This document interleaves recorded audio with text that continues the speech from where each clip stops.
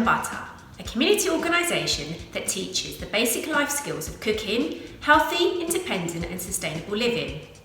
I'm also a nutritional therapist, so I help people feel better by advising them on what to eat. Today, I'm going to be talking to you about eating healthy on a budget. There's a misconception that healthy food is expensive. However, this isn't true. You can make some simple, healthy choices without breaking the bank. So, let's get started with my top tips. Fill up on the good stuff and choose whole foods instead of processed foods. Make sure that your fridge, freezer and cupboards are full of whole foods. These are foods in the most natural state that haven't had anything added to them.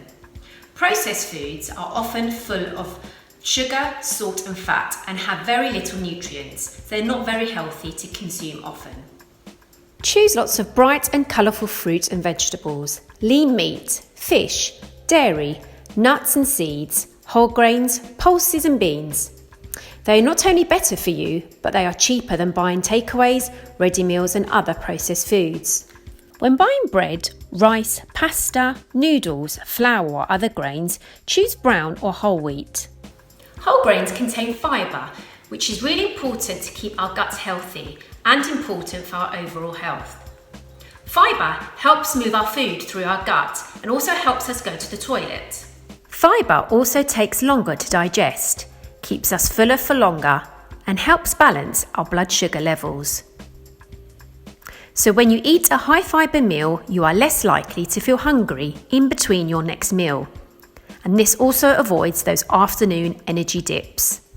Give frozen fruit and vegetables a try.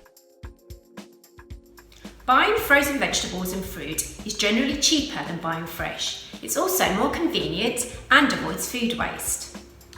They can be just as healthy, if not healthier than fresh, as they are frozen as soon as they are picked. One of my favourites is to use chopped frozen spinach. It comes in small frozen cubes like this and is really easy to use in things like curries, soups, stews, even pasta sauces. And if you've got fussy eaters, it's really great as they can't see it's in there because it kind of dissolves. You're getting added nutrients of the spinach, so things like vitamin C and iron. Give it a try. There's lots of variety of frozen veg, and remember, buy supermarket own brands as they are much cheaper. Lightly steam frozen veg to get the best taste and to ensure they retain their nutrient content. Choose vegetables such as frozen peas, sweet corn, broccoli, cauliflower, green beans, carrots and spinach. Add frozen berries to porridge, natural yogurt or smoothies. Choose tinned or frozen fish as they are more economical and convenient than fresh. Fish is an excellent source of protein, which we need for growth and repair. Oily fish, such as salmon, mackerel, anchovies and sardines, are an excellent source of omega-3 fats, which we need to keep us healthy, especially our brain, heart and skin. Try and consume 2 to 3 portions of oily fish a week. And if you're choosing the tinned variety, just make sure that you choose the boneless type. With frozen fish, you can cook it straight from frozen, so it's very versatile. There's lots of variety in the supermarkets. Choose cheaper white fish, such as frozen tilapia or bassa fish. Add more pulses and beans to your meals. Pulses like lentils, chickpeas and beans are a great source of plant-based protein. They are packed full of fibre, vitamins and minerals such as iron. They are much cheaper if you buy them dried. If you do buy them dried, you need to soak them overnight.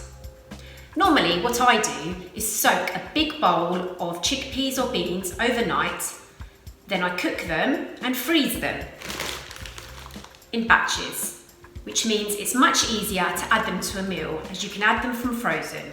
Soak dried beans for a minimum of 12 hours and drain and rinse them several times during the soaking process. Do not use the soaking water for cooking. Of course, tinned cartons and jars of lentils and beans are great too, and they are super versatile as you can use them without having to soak them overnight. I always make sure I have some in my cupboard. If you find that eating lentils and beans causes you bloating or wind, then make sure you drain and rinse them well before using them until all the bubbles disappear. Another great way to save money is to swap half the meat in a recipe with lentils or beans. For example, if you're making a cottage pie, a curry, meatballs or a pasta sauce. That way you'll use half the meat and you'll also get the extra health benefit of all that fibre. Beans and pulses are a great way to make a meal filling without using meat, which can be expensive. Choose lean meat and cheaper cuts of meat to save you money. Meat is a great source of protein. It also contains important vitamins like B12 and minerals like zinc. However, it's best to try and consume meat 2 to 3 times a week.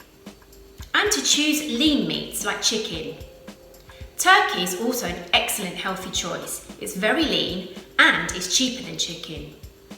When buying chicken, choose the drumsticks and thighs, as these are cheaper than the chicken breasts.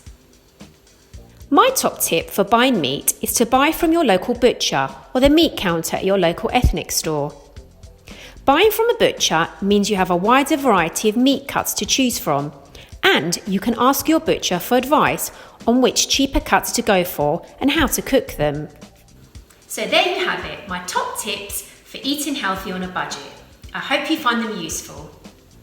Please check out our YouTube channel where you'll find lots of healthy recipes to try at home.